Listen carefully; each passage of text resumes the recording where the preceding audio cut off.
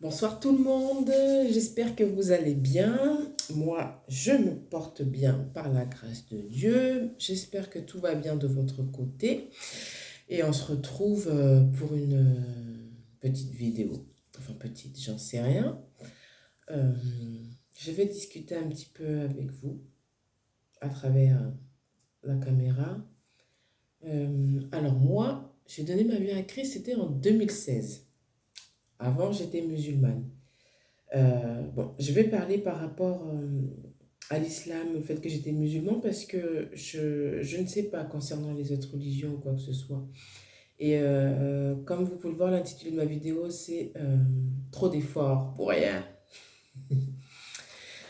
Alors, dans l'islam, enfin moi, c'est la manière dont j'ai grandi. En gros, pour être entre guillemets dans les règles et dans la norme, il fallait faire certaines choses en fait. Bon, la prière, le ramadan et toute autre chose. Il fallait aussi également, entre guillemets, être bien habillé pour les femmes, si je puis dire. Il y avait toujours des choses à faire et si tu ne faisais pas ça, ben, tu allais en enfer. Si tu faisais pas ça, c'est pas bien. Enfin, c'était toujours des règles qu'il fallait respecter, qu'il fallait faire, que tu as envie, que tu n'aies pas envie. Il faut les faire, point barre. Et j'ai grandi pendant des années comme ça. Et sans le savoir, ça m'avait formaté en fait dans ce sens-là, vraiment embrigadé dans ce sens où il fallait que les choses soient faites en temps et en heure pour être en fait entre guillemets aimé de Dieu. Pendant des années, j'ai grandi avec cette chose-là. J'ai donné ma vie à Christ en 2016, comme je l'ai dit il y a un instant. Et inconsciemment, je ne sais pas si je peux dire inconsciemment, je suis restée dans cet engrenage, si je peux dire en fait. Dans mon esprit, il fallait absolument pas que je déçoive Dieu. Euh, J'avais tendance à regarder des prédications, des vidéos de tout pasteur ou quoi que ce soit, où il dit qu'il fallait prier, qu'il fallait jeûner, qu'il fallait lire la parole, qu'il fallait méditer la parole de tous les jours, tout le temps, tout le temps, tout le temps. Et ben, à côté, j'ai ma vie de famille, j'ai le boulot, euh, mais j'étais vraiment restée dans ce tourment, si je peux dire, de vraiment, il faut absolument que je cadre tout ça dedans, parce que sinon, ça ne va pas plaire à Dieu. Et je me fatiguais. Même des fois, je priais, mais comment on appelle ça? La prière de la bouche y est, mais le cœur n'y est pas, quoi. C'est en fait, je prie parce qu'il faut que je le fasse. Je lis la parole parce qu'il faut que je le fasse. Et comme ça, Dieu sera fier de moi. Et même dans toutes sortes d'épreuves, hein, il fallait absolument que les choses soient claires comme ça. Une pharisienne même limite, hein, je peux dire hein, vraiment à telle heure il fallait que j'ai lu ma Bible, à telle heure il fallait que j'ai prié, et si j'ai pas fait, je pleurais, je m'énervais moi-même parce que c'était pas fait, j'avais l'impression de décevoir Dieu, c'est fatigant, attristant, énervant, voilà, tout simplement. Euh, et tout ça pourquoi? Parce que je voulais absolument être sûre de plaire à Dieu. Alors que Dieu sait que moi je suis imparfaite, il sait que bon, j'ai des responsabilités, j'ai des choses à faire et que en fait la Bible dit qu'il n'y a plus aucune condamnation pour ceux qui sont unis à Jésus-Christ. Mais moi je me condamnais moi-même, encore dans le jugement moi-même. Et le problème qu'il y a, c'est que j'avais tendance aussi à en fait ce que je faisais, mon mal-être ou quoi que ce soit dans je sais pas si dans ce domaine-là en fait, eh ben ça touchait mon entourage en fait. Et, mais je n'y arrivais pas. Et pourtant, le Seigneur, maintes et maintes de fois, on n'est plus sous la loi, mais sous la grâce, Aminata. Ton cerveau, ça rentre dedans, dans ton esprit, plus sous la loi, mais sous la grâce. Mais j'avais toujours cette peur de décevoir Dieu. Et ça venait de mon vécu, de mon histoire, en fait, de mon enfance, voilà, de mon éducation. Et ça m'a pris 7 ans après ma conversion. Là, ça va, non, 7 ans, presque 7 ans. Parce que là, ça fait depuis que quelques temps où où Dieu m'a complètement libérée de ça, en fait. Mais ça a duré 7 ans. Vraiment 7 ans. Plus mes 20 années précédentes dans l'islam, donc je peux dire presque toute ma vie. À partir du moment où j'ai commencé à parler. Et je remercie le Seigneur parce que c'est une libération. Et maintenant, je me rends compte que ben, je me sens plus légère. Euh, c'est pas parce que je n'ai pas prié là, c'est pas parce que je n'ai pas médité la parole là, que ça y est, c'est la fin du monde, en fait. Je pense que le Seigneur, ce qu'il veut, c'est qu'on fasse les choses avec plaisir, avec cœur et non avec contrainte, en fait. Et moi, j'ai mis énormément de temps à comprendre ça.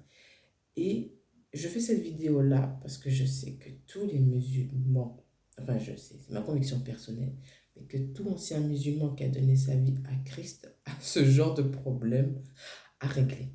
Parce qu'en fait, c'est, oui, comme une espèce de doctrine, comme une espèce de, alors, lavage de cerveau, et en fait, tu restes embrigadé dedans et tu te rends pas compte.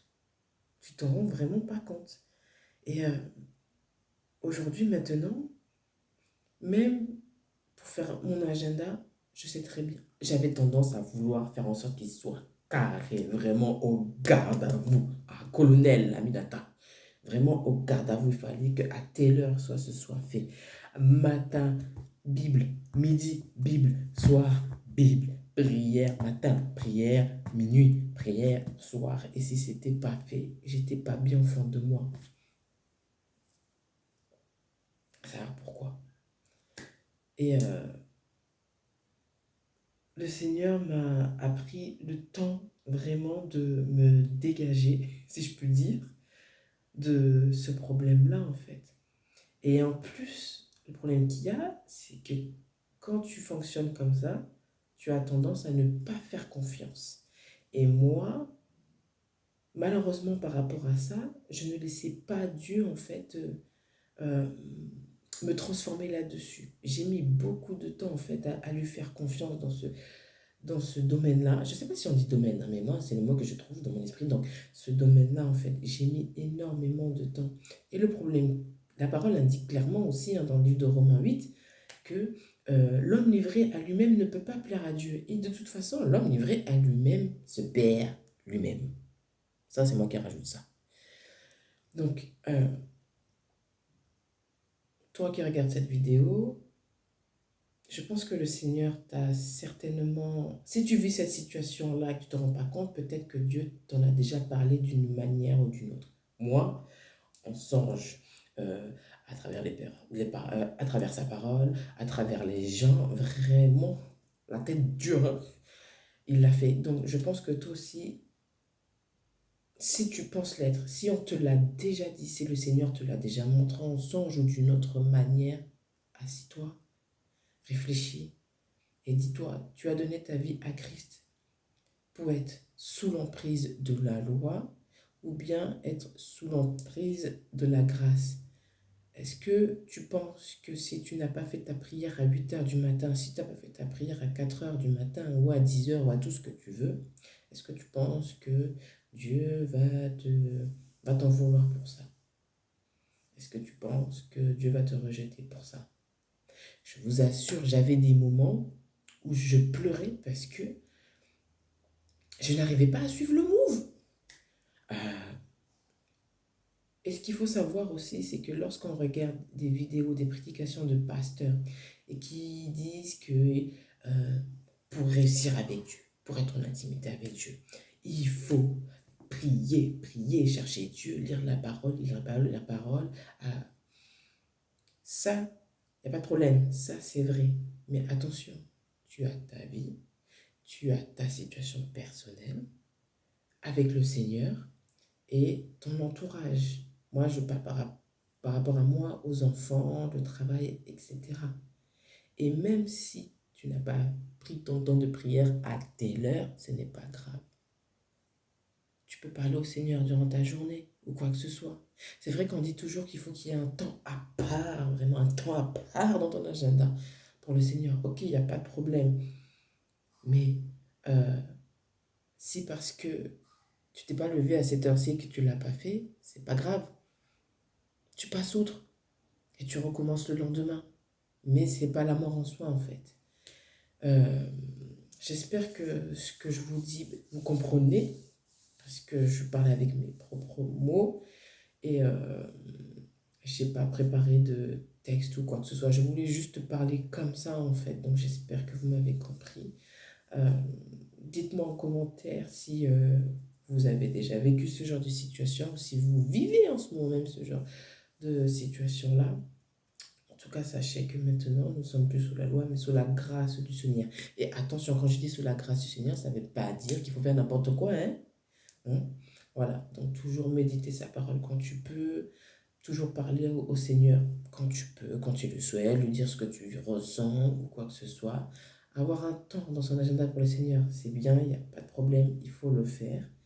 Après, il faut pas être pharisien, vraiment. J'ai fait ma prière du 5 fois par jour, t'entends, coucher du soleil, tout ce que tu veux, hein, hein, hein.